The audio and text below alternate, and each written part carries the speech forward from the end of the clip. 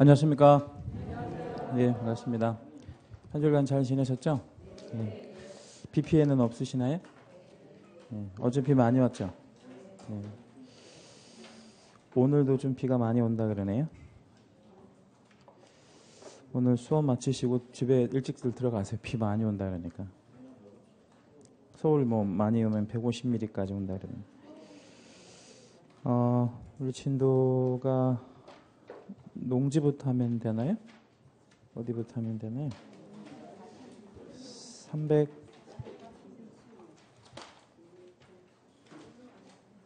분묘부터 하면 돼요. 예. 46쪽이요? 예, 그래. 페이지 346페이지 14번 문제부터 하시죠. 자, 분묘가 있는 토지를 중개하면서 설명한 내용 중 틀린 것 1번. 외형상 분묘의 형태만 갖추었을 뿐 시신이 안장되어 있지 않다. 시신이 안장되어 있지 않은 것을 우리가 뭐라고 얘기하냐면 가묘라고 하죠. 가묘. 가묘는 분묘기지권 발생하지 않고요. 2번 평장암장. 평장암장이라는 표현 나오면 분묘기지권 인정되지 않고요. 왜 인정되지 않죠? 공시가 되지 않으니까요. 3. 분묘기지권인 분묘기지뿐만 아니라 분묘 수호 제사에 필요한 뭐까지 포함한 지역, 주의공지. 주의공지 왜 포함해야 된다 그랬죠? 뭐 이제 상석, 비석, 뭐 절하는 곳, 뭐 이런 거 필요하니까 사성도 설치해야 되고. 4. 분묘기지권이 효력에 미치는 지역의 범위 내에서 기존 분묘에 합장하여. 합장하는 거 안 됩니다. 단분이든 쌍분이든 무조건 합장은 안 되고 기득권만 인정한다. 이미 이왕에 묻혀 계신 분만 인정하는 것이죠. 5번 분묘기지권은 당사자 사이에 약정 등 특별한 사정이 없으면 권리자 밑줄 한번 해주시고요. 권리자 누구죠? 종손이죠. 분묘의 수호 계속하고 분묘가 존속하고 있는 동안에는 존속하는데 언제까지 존속하는 거죠? 이게 영구 존속, 수호 봉사하는 한 계속해서 인정하는 그런 권리죠. 이게 이제 뭐 종손한테는 좋을 수 있으나 누구한테는 좀 안 좋은 제도일 수 있어요. 토지 소유자한테는 좀 치명적인 그런 제도라고 볼 수 있고. 15. 분묘기지권에 관한 설명 중 틀린 거 1번. 분묘기지권은 타인 토지에 특수한 공작물을 설치한 자가 그 분묘를 관리 소유하기 위해서 기지를 사용할 수 있는 일종의 물권이다. 분묘기지권은 뭐가 맞냐면 물권이 맞아요. 물권. 채권 관계가 아니라는 거죠. 일종의 법정지상권입니다. 2. 자기 소유의 토지에 분묘를 설치한 자가 분묘에 관해서는 별도의 특약 없이, 거기 별도의 특약 없이에다가 밑줄 하시고요. 예를 들자면 이제 이장 특약 같은 거 뭐 이제 생각해 볼 수 있겠죠. 그런 것 이장 특약 없이 뭐만을 처분을 해요. 토지만을 처분을 하게 되면 뭐와 뭐의 소유자가 달라지게 되는 거예요. 분묘와 토지 소유자가 달라지게 되니까 이때 이제 분묘기지권이 성립하게 되는데 즉시 성립해요? 아니면 20년 기다려야 되는 거예요?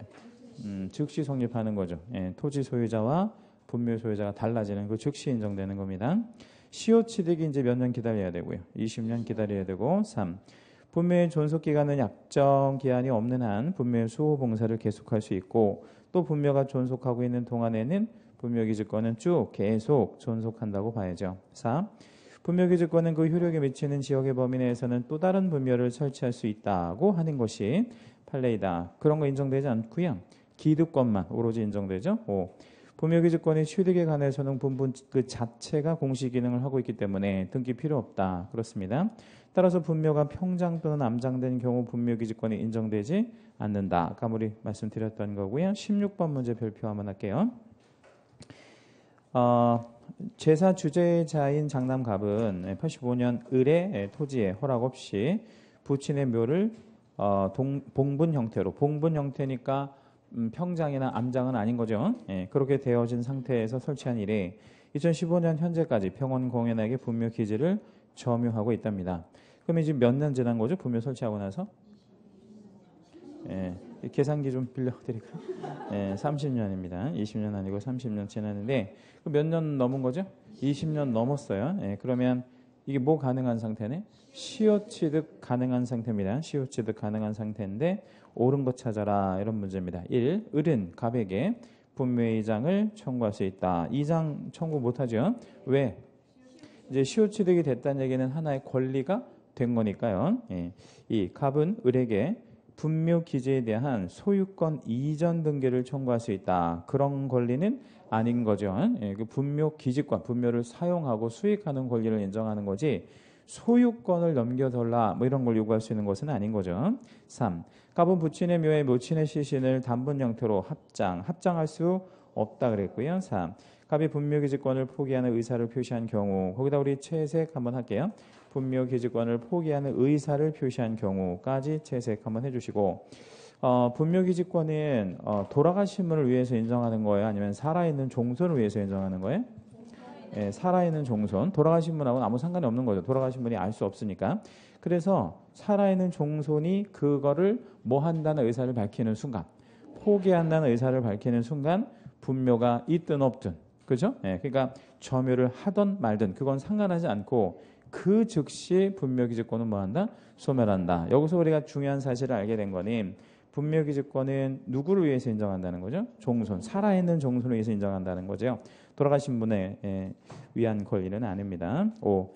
갑은 을에게 치료를 지급할 의무가 있다라고 했는데 지금 갑은 30년 동안 치료를 지급해 왔나요? 안 해왔나요? 안 해왔죠? 예, 그러니까 앞으로도 쭉 지급할 필요는 없다. 무상치료 인정. 17번 문제는 약간 어려운 문제입니다. 틀린 거 찾아라. 1번. 장사법에서 말하는 분묘의 점유면적 이렇게 표현했는데 거기서 분묘의 점유면적이라고 있잖아요. 분묘. 예, 그러면 그 분묘가 묘지하고는 일단 다른 거죠. 예, 그래서 그 밑에 여백에다가 하나 적어놔 볼게요. 분묘가 있고요. 묘지가 있단 말이에요. 예, 그러면 어떻게 달라요? 분묘하고 묘지의 차이는? 분묘는 뭐죠? 이제 봉분 이렇게 돼 있어서 유골이 매장된 시설이고, 예, 그럼 묘지는요? 우리가 이제 요거하고 요거 거의 이제 같은 의미로 쓰이는데 전혀 다르죠, 그죠? 예, 표기 자체도 다른데다가 의미도 다른데 묘지는 지목이란 말이에요. 우리 지적법에서 지목 배울 때 묘지 배우잖아요, 그죠? 예, 그러니까 분묘가 설치된 토지의 땅의 이름이 뭐가 되는 거예요? 묘지. 그럼 이런 얘기네. 뭐 안에 뭐 있다? 예, 묘지 안에 분묘 있다. 이런 얘기 되는 거죠. 그죠? 묘지 안에 분묘 있다. 예, 그러면 분묘 안에는 뭐 있어야 돼? 시신이나 유골 뭐 이런 거 있어야 되겠죠. 예, 그러면 우리가 개인 묘지를, 그죠? 개인 묘지를 몇 제곱미터까지 제한하고 있냐면 30제곱미터까지 제한하고 있어요. 그래서 30제곱미터를 뭐 할 수 없어요? 초과할 수 없잖아요. 그러면 분묘는? 조금 전에 이렇게 말씀드렸잖아요. 분묘가 어디에 있어야 된다고? 묘지 안에. 예, 그러니까 묘지 안에 분묘 있어야 되잖아. 예, 그럼 분묘도 얼마를 넘어가면 당연히 안 돼. 30을 넘어가면 당연히 안 된 거죠. 그렇죠? 그럼 분묘는 최대 얼마까지 설치할 수 있어? 30까지. 묘지도 최대 30까지 설치할 수 있죠. 그러면 상석이나 비석 같은 거를 설치하고 싶으면 무슨 사이즈를 줄여야 돼? 묘지 사이즈를 줄이는 게 아니고 분묘 사이즈를 줄여야 되겠죠. 그죠? 이 사이즈를 줄여야 여기 안에 다 들어갈 거 아니에요. 예, 그래서 이 분묘의 사이즈는 분묘만을 얘기한다 이거죠. 그럼 이걸 그림으로 한번 그려봐 드리면 이게 묘지라고 생각해봐요. 여기 묘지야. 전체 몇 제곱미터라고 생각하시고요. 30. 그럼 분묘가 요만해야 되겠지. 그죠? 예, 분묘가 여기 이제 돌아가신 분이 묻혀 계셔야 되고 그래 여기다 뭐 상석도 놓고 비석도 놓고 뭐 사성도 치고 할 거 아니에요. 그러니까 이 전체를 이제 우리가 묘지라고 하고 여기서부터 여기까지를 분묘라고 얘기하는 거죠. 예, 그러면 분묘의 면적은 분묘만을 가리킨다 이렇게 해야 돼요. 그죠? 예, 그럼 그거 1번 문항 다시 볼게요. 분묘의 면적은 뭐만을 가리킨다? 분묘의 기지 면적. 분묘의 처음부터 끝까지. 예, 그러니까 분묘는 그러니까 분묘만을 말한다 이런 얘기예요. 예, 그러니까 전체 상석이나 비석을 포함하면 그건 뭐가 되는 거고 묘지가 되는 거고요. 그렇게 이해하시면 돼요. 그러니까 무슨 사이즈를 확 줄일 수밖에 없는 거예요. 분묘 사이즈를 줄일 수밖에 없는 거예요. 그래야 상속도 뭐 하고 비석도 만들고 하죠. 1번은 맞는 표현이에요. 2번. 분묘 기지권의 효력이 미치는 지역의 범위 내에서 기존 분묘에 단분 형태로 합장하여 새로운 분묘를 설치하는 것은 허용되지 않는다라고 했는데 허용되지 않죠. 합장 자체가 인정되지 않아요. 3. 분묘기지권을 시효취득한 경우에 사망자의 연고자는 거기 연고자에다가 채색 하나만 해주시고요. 종손이 분묘를 관리할 수 있는 때에도 토지 소유자에 대해서 분묘기지권을 주장할 수 있다라고 했는데 이 3번 문항에서 주어가 뭐인지 한번 찾아보세요. 주어. 연고자가 주어예요. 연고자. 예, 그러면 종손이 분묘를 관리할 수 있는데도 불구하고 연고자가 분묘기지권을 주장하면 돼야 안 돼?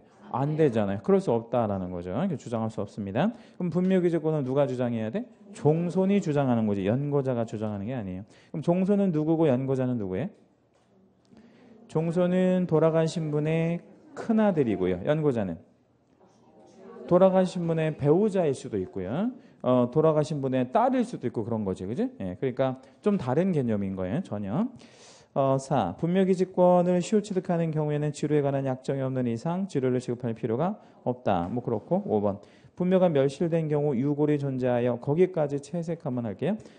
분묘가 멸실된 경우 유골이 존재하여까지 약간 좀 우리 생각에는 좀 충돌하는 듯한 모순되는 듯한 표현이 나왔잖아요. 그러니까 분묘가 멸실이 되는데 유골이 존재한대. 그 얘기는 무슨 얘기냐면 이 그림상에서 보면 뭐는 다 쓸려 나갔어 이제.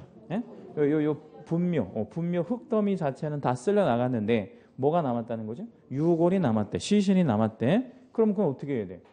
분묘가 있는 거야, 없는 거야? 있다고 봐야죠. 왜냐면 뭐가 본질이니까요. 유골, 시신이 본질이니까 그건 있으면 분묘기지권은 계속해서 존속한다고 봐야 되는 게 맞죠, 그렇죠? 그래서 분묘가 멸실이냐 멸실이 아니냐를 판단하는 기준은 봉분, 흙더미를 기준하는 게 아니고 뭐 유골을 기준한다는 얘기죠. 그래서 일시적인 멸실이라고 한다면 분묘기지권은 뭐한다? 존속하는 것으로 본다. 만약에 뭐까지 다 쓸려 나갔으면 유골까지 쓸려 나갔으면 분묘기지권은 즉시 소멸. 18번. 토지 중개하면서 분묘기지권에 대해 설명한 내용 중 틀린 것을 모두 골라라. 기억. 장래의 묘, 가묘라고 하죠. 분묘에 해당하지 않는다. 니은. 분묘의 특성상 타인의 승낙 없이 분묘를 설치한 경우에 즉시 분묘기지권 취득합니까? 아니에요. 그럼 어떻게? 20년 기다려야지. 그럼 만약에 거꾸로 뒤집으면 승낙을 받고 설치했으면 즉시 분묘기지권 취득하는 거죠. 디귿. 평장이 되어서 객관적으로 인식할 수 있는 외형을 갖추지 아니한 경우.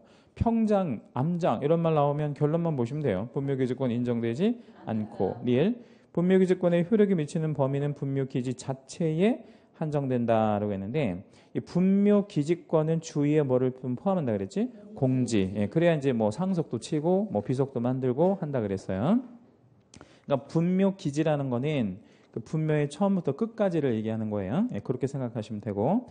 19. 의뢰인에게 설명한 내용으로 틀린 것은 갑을병 사이에 순차로 매매계약이 체결되었는데 등기는 최초 양도인인 갑으로부터 최초 양수인인 병 앞으로 격려하기라는 제3자 간의 합의가 있었다. 이 합의는 무슨 합의라 그래? 중간생략의 합의, 미등기 전매에 대한 합의가 있었죠. 이때 최종 양수인인 병이 최초 매도인인 갑에 대해서 직접 이전 등기를 청구할 수 있다 없다? 있다. 이렇게 해서 이제 등기하면 그 등기 유효 무효? 유효합니다. 다만 이제 어느 구역 안에서만 토지거래 허가 구역 안에서는 허가를 안 받았기 때문에 그때는 무효가 되는 거고요. 2. 갑소유 대지 위에 을이 무단으로 건물을 신축했대. 남의 땅에 건물을 무단으로 신축한 거죠. 누가? 을이. 그럼 그 건물 누구 거? 을 거. 을 건데 결론적으로 이 을 소유의 건물은 뭐 해야 돼? 철거해야 돼요. 왜 철거해야 돼? 법정상권 성립되지 않나요? 왜 성립되지 않아요? 응? 처음부터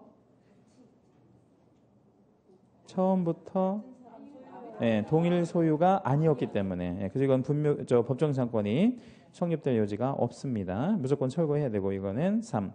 당사자가 설정행위로 금지하지 아니하는 경우에 전세권 양도에 전세권 설정자의 동의를 요하지 않는다. 전세권 양도는 전세권자 마음대로 할 수 있다는 얘기고. 4.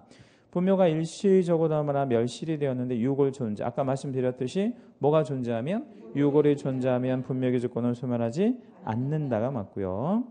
5. 매수인이 착오로 인접토지 일부를 그의 토지에 속하는 것으로 믿고 점유하고 있다면 그의 점유 방법이 분묘를 설치하는 것이어도 자주 점유에 해당한다라고 했는데 지금 맨 앞에 주어가 매수인이잖아요. 매수한 사람은 토지를 산 거 아니야. 그럼 소유의 의사로 점유했을 거 아니에요. 그것이 분묘를 하더라도 달리 볼 것은 아니라는 거죠. 물론 당연히 자주 점유에 들어갑니다. 20번 틀린 거 1. 장사법에서 분묘 한 기당 개인 묘지의 점유 면적은 얼마? 30으로 제한하고 있고요. 옆으로 화살표 하시고 이거 넘어가면 1년 1천의 형벌이 있는데 그게 좀 중요해. 넘어가면 면적 초과하면 몇 년 몇천? 1년 1천의 형벌을 받는다. 이 장사법에서는 분묘가 학교, 공중이 수시로 집합하는 장소 등과 관련해서 일정한 거리를 두어야 되거든요. 근데 몇 미터 띄우는 게 원칙이냐면 500m예요. 그런데 이제 개인과 가족 묘지 같은 경우는 300m로 좀 완화되어 있고요. 근데 그런 제한이 있죠, 실제로. 3. 자, 20번 문제에 1번과 2번은 앞부분에 장사법을 배치했잖아요. 그러면 말 그대로 장사법 문제고 3번과 5번 문항에 보면 맨 앞부분에 주어가 판례는 이라고 표현하고 있잖아요. 그럼 이 판례는 장사법하고 상관이 없는 거고 분묘기지권을 물어보는 거예요. 이거는 판례 이러면 다 분묘기지권이에요. 판례는 분묘 기지권이 미치는 범위는 분묘의 수호 봉쇄자에 필요한 범위 내에서 주위의 공지를 포함한 지역에까지 미친다고 본다. 그래야 되겠죠. 그래야 뭐 여러 가지 설치도 하고 할 테니까. 4. 다시 장사법상의 분묘는 원칙적으로 30년 설치될 수 있고 장사법은 30년의 원칙이죠. 예외적으로 30년 몇 회를 1회 한해서 연장할 수 있다. 그럼 최장 몇 년? 60년 설치할 수 있고 60년 지나면 몇 년 안에 철거? 1년 안에 철거. 누가 철거? 종손이 연고자가 철거 안 하면 1년 1천. 누가 처벌받고? 연고자가. 이것 때 종손이 처벌받는 거 아니에요. 5. 판례는 남의 토지의 분묘기지권을 시효취득했대. 시효취득하면 몇 년 지났다는 얘기죠? 20년. 그러면 지료를 지급해야 하는 게 안 하는 거예요. 안 하는 거죠. 무상지료 인정. 21번 공인중개사가 사설묘지 뭐 이런 것들에 대해서 설명한 것인데 틀린 것을 찾으랍니다. 1번 개인묘지를 설치하고자 하는 자는 시군구의 허가를 받아야 된다. 시군구 허가 받아야 되는 거 맞아요? 신고제죠. 개인 묘지는 무조건 사후 신고제고 나머지 묘지들이 다 허가제예요. 개인 묘지만 사후 신고제고. 2. 개인 묘지를 설치할 경우 30을 뭐 하면 안 돼? 초과하면 안 되고 초과하면 몇 년 몇 천이라고? 1년 1천. 3. 장사법 시행 후. 장사법 시행 후면 몇 년도 이후죠? 2001년 1월 13일 후에 토지 소유자의 승낙을 얻어서 분묘를 설치한 경우 그 분묘의 존속기간은 제한을 받는다. 일단 제한 받아요? 몇 년으로? 최장 60년. 최장 60년 연장할 수 있으니까. 자, 그런데 질문. 왜 제한을 받는 거예요? 소유자의 승낙을 받았기 때문에 제한을 받는 거예요? 아니면 장사법 시행 이후라서 제한을 받는 거예요? 예, 장사법 시행 이후라서. 장사법 시행 이후라서 제한을 받는 겁니다. 4. 분묘 소유자가 분묘기지권을 시효취득하는 경우에 지료를 지급할 필요는 없고요. 5. 분묘기지권은 권리자가 의무자에 대하여. 여기서 권리자는 누구? 종손. 의무자는 토지 소유자에게 그 권리를 포기하는 의사를 표시하는 외에 점유까지도 포기해야만. 요거 틀렸네. 무슨 표시만 하면 돼? 의사 표시. 나 이거 뭐 할 거야? 포기할 거야 라는 의사 표시만 하면 분묘기지권은 즉시 소멸되는 거다. 22 틀린 것으로 짝지어신 것은 기억번. 공설묘지부터 밑줄 잡을게요. 가족, 종종, 문중 묘지까지 밑줄 한번 쭉 잡고 얘네의 공통점은 공동묘지라는 공통점이 있죠. 그러니까 쉽게 말하면 개인묘지가 아니라는 공통점이 있잖아요. 이같이 개인묘지가 아닌 것들은 한 기의 면적 전체 사이즈를 몇 제곱미터로 제한하고 있어요? 10. 합장하더라도 15제곱미터를 절대 뭐하면 안 돼? 초과해서는 안 돼. 그러면 거기 첫줄 끝부분에 보면 상석, 비석 시설물의 설치 구역의 면적 이렇게 표현했잖아요. 그러면 10이면 굉장히 얼마 큰 게 아닌 거야. 10제곱미터면. 그러면 만약에 상석이랑 비석 같은 것도 만들고 싶으면 아까도 말씀드렸듯이 무슨 사이즈를 줄여야 돼? 분묘 사이즈를 줄여서 전체 얼마 이내로 들어오게 10제곱미터 이내로 들어오게 만들 수밖에 없죠. 니은 경매의 경우 매수인은 유치권자에게 그 유치권으로 담보되는 채권을 변제하여야 목적물을 인도받을 수 있다라고 되어 있는데 밑줄 한번 잡을게요. 채권을 변제하여야 일단 밑줄 잡으시고요. 자, 여기서 채권을 변제하여야 한다는 말은 어려운 말인데 조금 생각하시고 답변하세요. 채무가 있다는 얘기인가요? 채무가 있지는 않나요? 채무가 있지는 않죠. 채무가 있지는 않아요. 근데 갚아주기는 해야 된다는 얘기인가요? 변제하기는 해야 되겠죠? 이런 걸 뭐라고 하냐면 책임이라고 해요. 그러니까 이거를 모아보면 뭐 없는 책임이네? 네? 채무 없는 책임이 되는 거죠. 우리가 책임이 있는 책임만 있는 게 아니라 채무 없는 책임도 얼마든지 있어요. 대표적으로 보증 채무 같은 거. 내가 빌려 쓰지는 않았지만 내가 보증서 줬다. 그럼 난 책임이 있는 거야. 그것처럼 뭐 없는 책임? 채무 없는 책임. 네, 그러면 이제 유치권 걸려있는 물건을 낙찰을 받잖아요. 그럼 내가 채무를 승계하는 건 아니야. 그렇지? 그런데 그걸 내가 갚아주기는 해야 돼. 왜? 책임이 있으니까 나한테 승계가 되니까 그런 의미라는 거죠. 그래서 채무가 있는 건 아닌데 책임이 있다. 이렇게 이해하실 거예요. 그럼 유치권자는 계속해서 뭐 하고 있으면 되는 거네.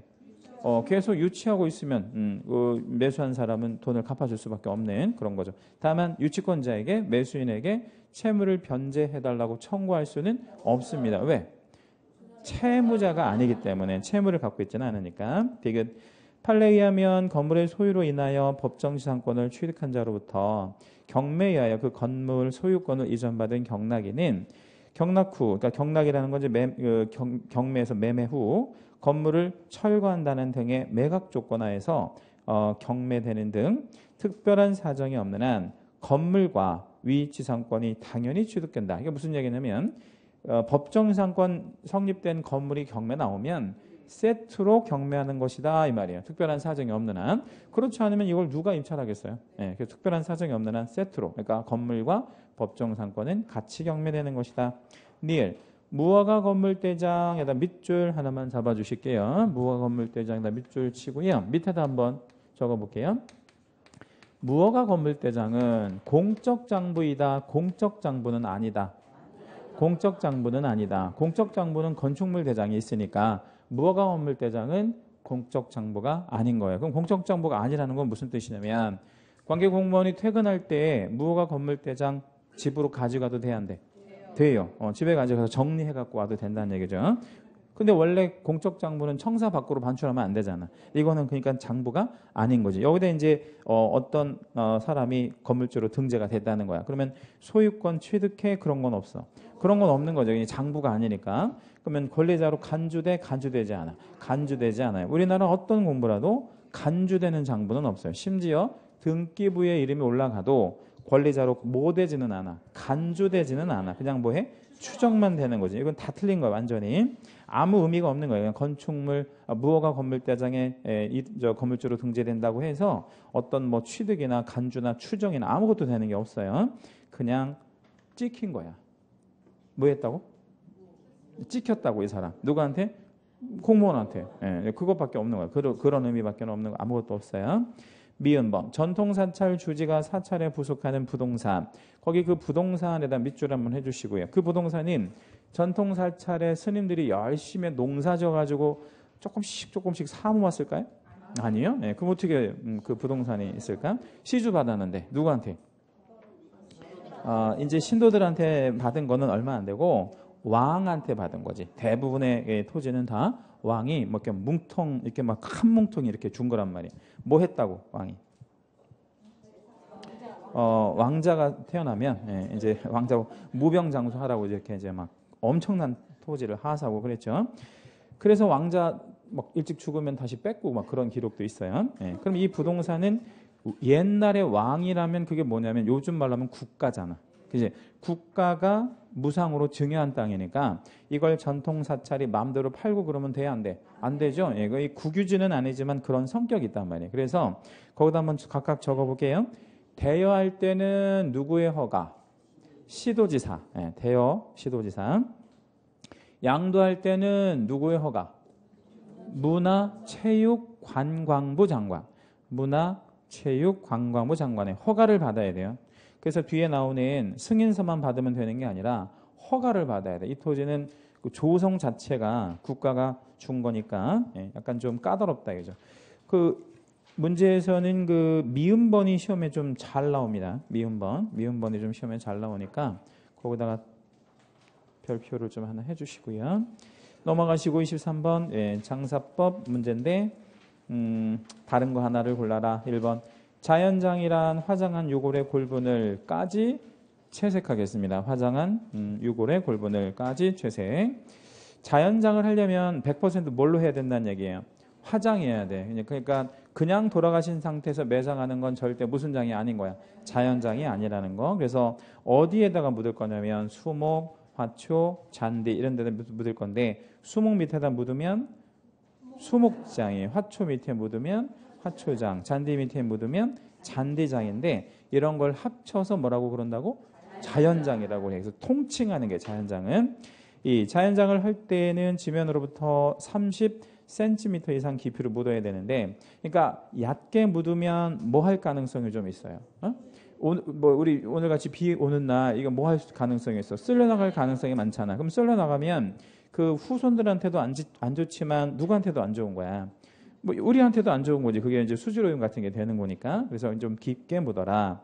이때 묻을 때 흙하고 섞어서 묻되 자연 분해되지 않는 용기는 사용할 수 없다. 자연 분해되지 않는 용기는 사용할 수 없다. 그러면 예를 들자면 도자기 같은 거 이런 거는 설치하면 돼, 안 돼? 그런 거 안 된다는 거죠. 그래서 썩는 거를 이제 묻어라는 얘기고요. 3. 자연장지는 국가 지방자치단체가 설치 운영하는 공설 자연장지와 그런 거 있습니다. 개인, 가족, 종중, 문중, 법인 등이 설치 운영하는 사설 자연장지 같은 것도 실제로 있고요. 묘지 가격과 자연장지 가격 중에 뭐가 싸겠습니까? 당연히 자연장지가 뭐 100분의 1 가격밖에 안 하는 거죠. 묘지는 굉장히 비싸고요. 4. 자연장지는 주, 상, 공에는 원칙적으로 조성할 수 없다. 우리 주거지 인근에 뭐 상업지 인근에 고업지 인근에 이런 거 있으면 안 좋잖아요. 그래서 옆으로 화살표시고 뭐가 빠졌죠? 그러면 녹지가 빠졌잖아요. 그죠? 그래서 녹지 지역 내에는 원칙적으로 자연장을 설치할 수 있다라는 거죠. 그렇죠? 네. 그럼 여기서 녹지 지역이라고 하면 되게 우리가 생각나는 게 뭐가 많아요? 산이 많잖아. 산. 녹지 지역 하면 산이 생각나지 않아요? 예. 그러니까 산에다가 우리 수목장 할 수밖에 없잖아. 예, 그런 거라고 생각하시면 돼요. 그래서 주상공예는 원칙 불가, 그 다음에 녹지 지역은 원칙 가능. 자연장도 분묘의 일종이므로 라고 했는데 밑에 여백에다가 이렇게 한번 적어볼게요. 뭐를 좀 적어보냐면 분묘가 있고 자연장이 있잖아요. 그러면 이 두 가지는 같다 다르다. 완전 다른 거죠. 예, 분묘하고 자연장은 완전 다른 거죠. 얘는 외부에서 인식이 돼, 인식되지 않아?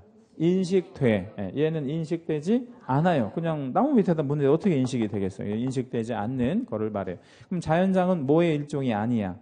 분묘의 일종이 아니기 때문에 도로철도 하천 뭐 이런 거리장 같은 거 없고요. 그러니까 500m, 300m 이런 제한이 없다는 얘기야. 그리고 설치 기한의 제한도 받지 않아요. 그러면 자연장은 설치 기간의 제한이 없으면 몇 년 설치할 수 있다는 거야? 그런 개념이 없다라는 얘기지. 뭐 자연장은 몇 년 설치하고 이런 개념이 아니라 상식적으로 생각하면 그냥 나무가 있는데 나무 밑에다가 이제 뼈가루를 이렇게 묻은 거야. 그게 몇 년 있을 수 있어? 그냥 그건 아무도 관여하지 않는 거지. 나무 밑에 뼈가루 묻었는데 그걸 어떻게 관여하겠어? 그래서 그거는 상관없다는 얘기지. 분묘가 아니니까. 24.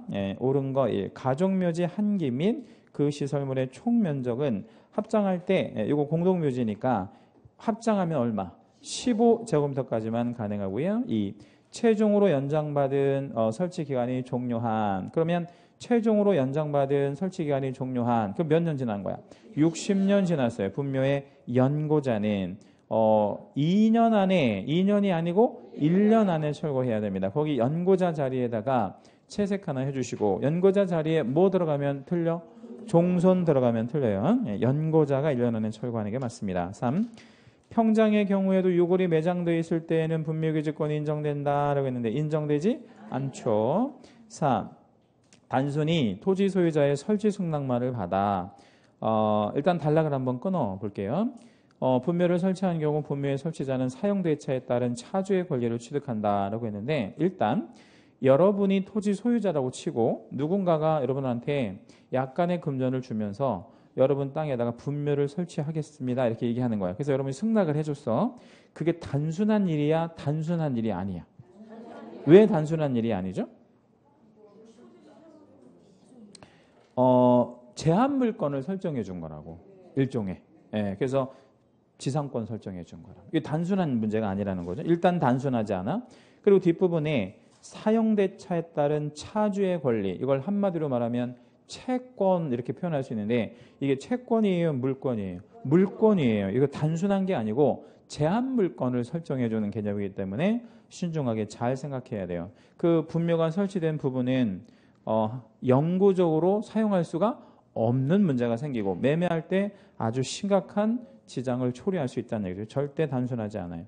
5. 토지 소유자의 승낙 없이 타인 소유의 토지에 뭔 장을 했대요? 자연장. 자연장은 분묘가 아니라 그랬잖아요. 따라서 밑에 줄 자연장 보전을 위한 권리를 주장할 수 있다 없다? 없다. 왜?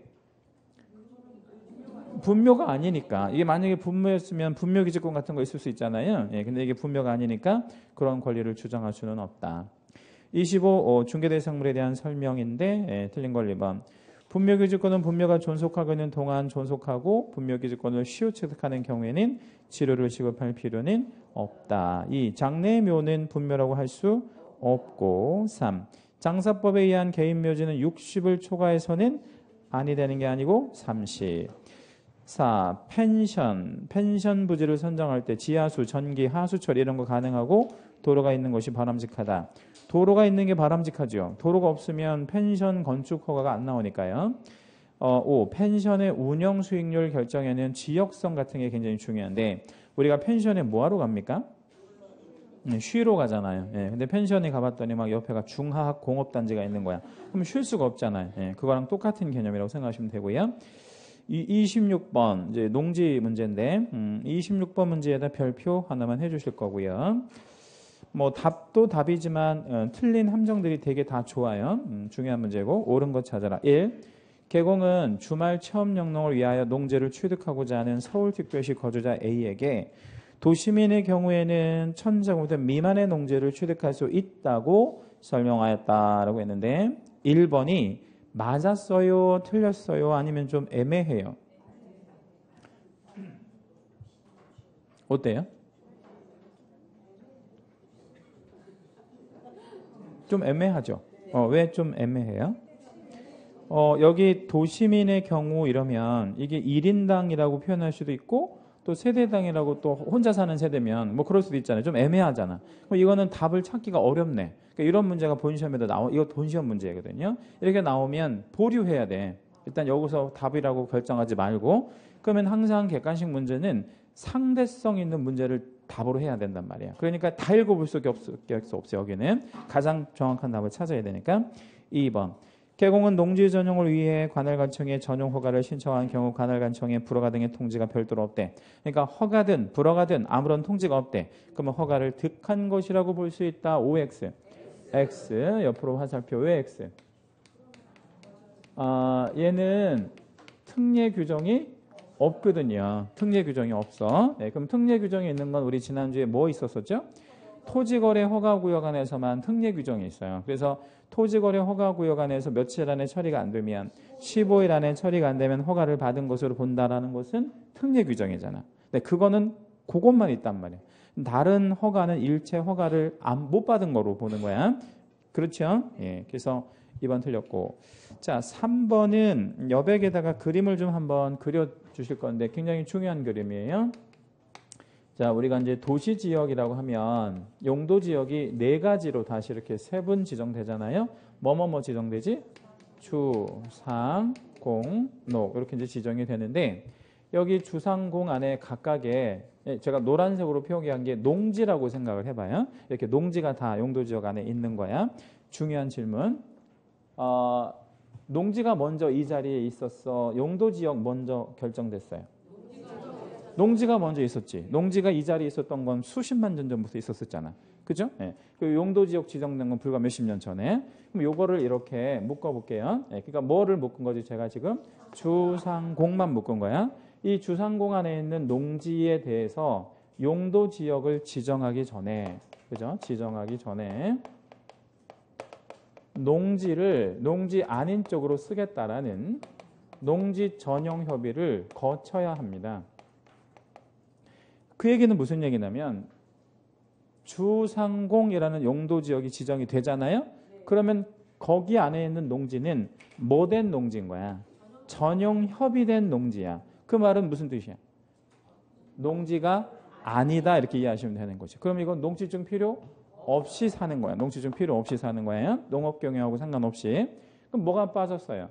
녹지 지역이 빠졌잖아. 그럼 녹지 지역 안에 농지는 원칙 농지야 그냥. 그래서 취득할 때 뭐가 있어야 돼? 농지증이 있어야 돼. 단 예외. 녹지 지역 안에 농지에 대해서 무슨 행위를 허가해 줄 때? 개발 행위를 허가할 때, 허가 시에 똑같은 절차를 거쳐야 돼. 무슨 협의? 전용 협의를 거쳐야 돼요. 이 두 가지를 좀 써놓으시고요. 여기서도 전용 협의가 거쳐지기 때문에 녹지 지역 안의 농지에 무슨 행위가 허가됐다면, 개발 행위가 허가됐다면 얘 또한 뭐가 아니다. 농지가 아니다. 이렇게 이해하시면 돼요. 자, 그러면 3번 문항 한번 읽어볼게요. 이제 그래야 이제 보일 거예요. 녹지 지역 내 개발 행위가 허가된 농지라고 줬잖아요. 예, 그러면 녹지 지역 안에 개발 행위가 허가된 농지라는 말뜻 안에 뭐가 포함되어 있는 거야? 전용 협의가 이미 됐다라는 말이 포함되어 있잖아요. 그죠? 예, 그러면 농지증 있어야 돼? 없어도 돼? 없어도 되는 거죠. 3번 틀렸고. 자, 지목이 임야인 토지. 거기다가 우리 채색도 한번 해볼게요. 이것도 아주 중요한데 지목이 뭐라고요? 임야래, 임야. 형질 변경을 하지 않더라도 다년생 식물 재배에 이용된다면 농지로 취득하는 게 맞아? 아니면 임야로 취득하는 게 맞아? 임야. 왜 그러냐면 우리나라에서는 임야와 농지 중에 어떤 거를 보다 중요하게 생각한다. 농지를 중요하게 생각하는 게 아니고 임야를 중요하게 생각한다라고 지난번에도 말씀드렸죠. 그렇죠? 예. 우리나라에서 뭐가 중요하다고? 임야. 예. 그러니까 임야에다가 농사를 짓든 뭐 하든 그냥 임야라는 거야. 우리는 임야가 중요하니까. 예. 왜 우리는 임야가 중요해? 우리나라가 농업 국가가 아니니까 우리 농사 잘 안 되잖아요. 우리나라는 농사가 전혀 안 되는 나라는 아니더라도 농사를 가지고 생산성이 전혀 없는 그런 나라죠. 만약 우리나라가 계속 농업 국가로 남았으면 어땠을 뻔했어요? 어? 아마 세계에서 제일 못 사는 나라 중에 하나였었을 거예요. 그렇죠? 예.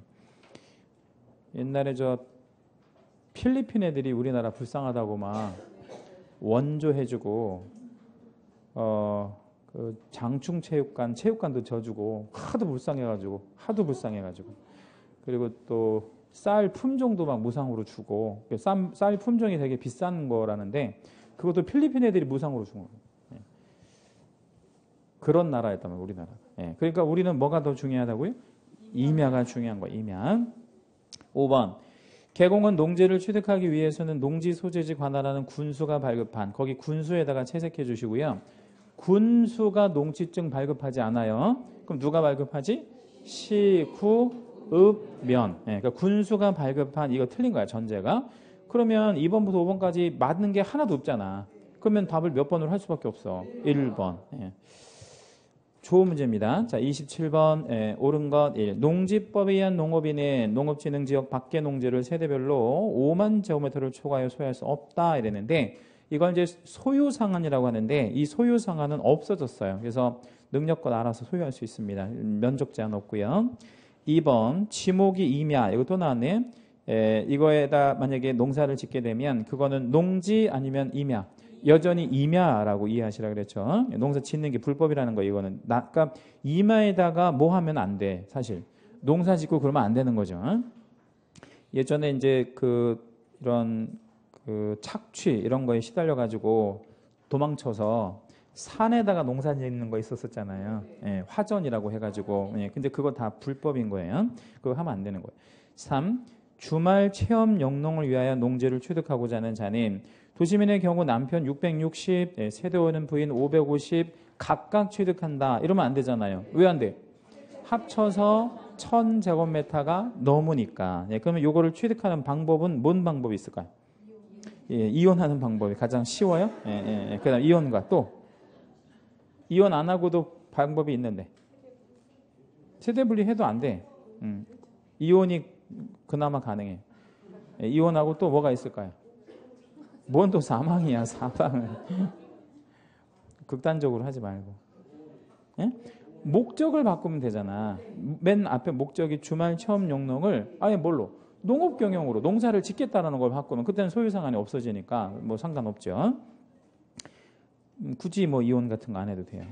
4번 농지법에 의한 농업인이 농지를 취득하여 8년 이상 농지 소재에 있어서 거주하고 밑줄 한번 잡을게요. 농지 소재지에서 거주하고 이게 적용 요건이라고 하는데 세법상 30km 이내에 살고 있어야 돼. 이건 세법의 내용이에요. 그러면 양도소득세가 뭐 돼? 감면돼. 감면. 몇 퍼센트?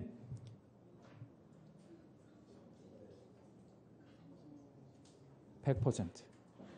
100% 감면. 근데 이게 한도가 1억 원까지, 세액 기준으로 1억 원까지 100% 감면됩니다.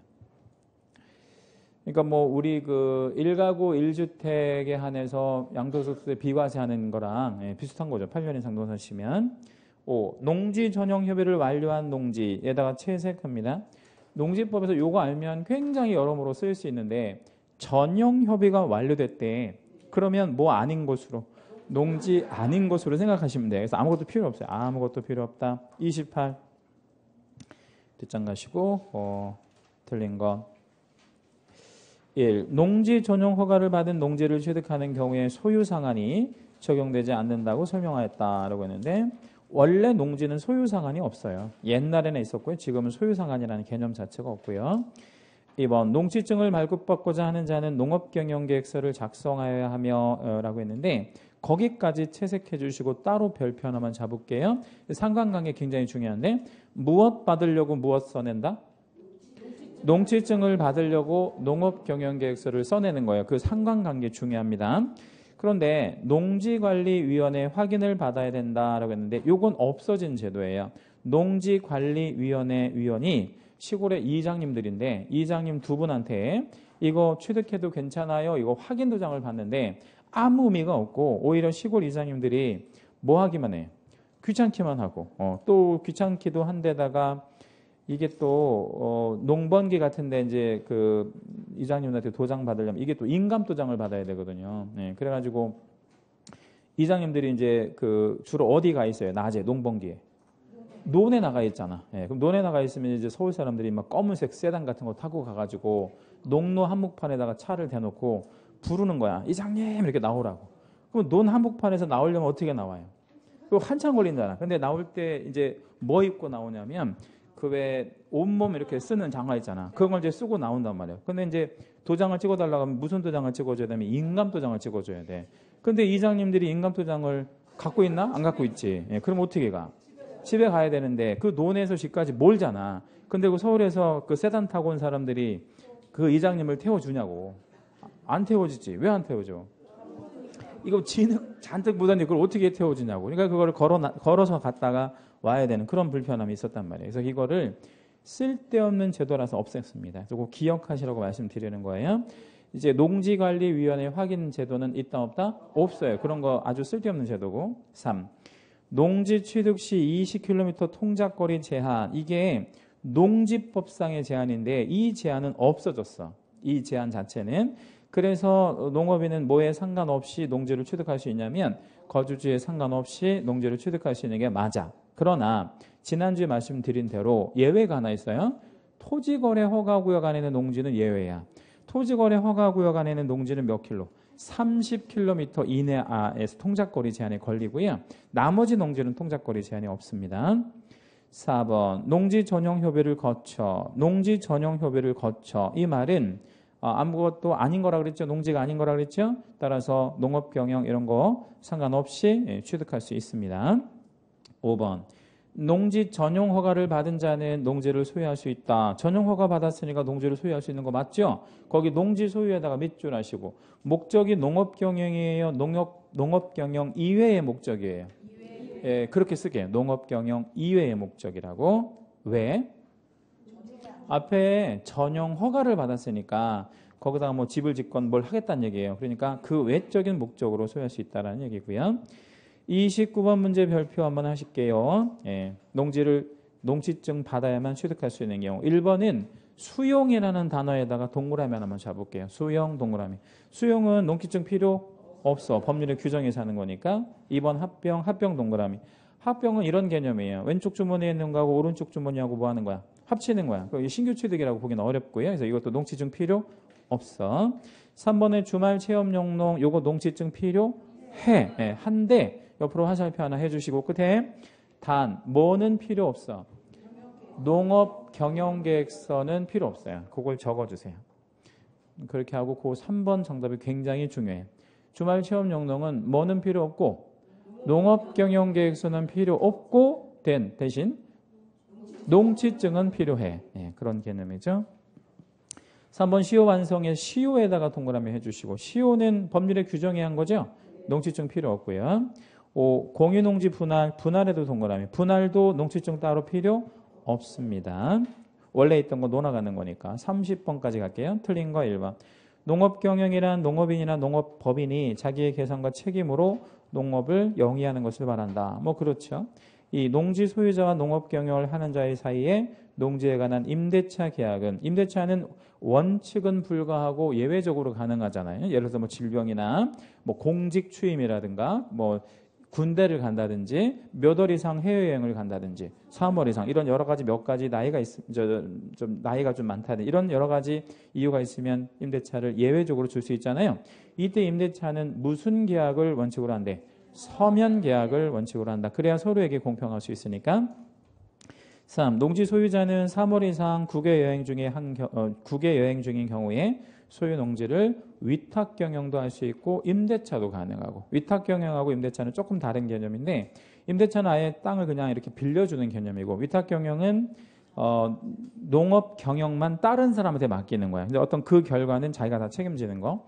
4. 토지거래 허가구역 안에 있는 농지를 취득하는 경우에 토지거래 허가 외에 별도의 농지증 발급을 요한다라고 했는데 허가구역 안에 농지는 허가 신청을 할 때 뭐를 첨부한다 그랬지? 농지증 아니고 농업경영계획서. 그래서 허가가 떨어지면 이 사람이 농사를 질 사람인지 아닌지 이미 검증했잖아요. 따라서 뭐가 필요 없어. 농지증이 필요 없는 거가 되는 거죠. 4번에다가 별표 2개 하겠습니다. 예. 허가 떨어지면 농지증 의제 아주 중요. 5. 주말 체험용을 하려는 자는 총 1,000제곱미터 미만의 농지를 소유할 수 있대. 이 경우 면적 계산은 세대원 전부 아니면 1인당? 세대원 전부 총 면적을 계산하죠. 잠시 쉬었다 할게요.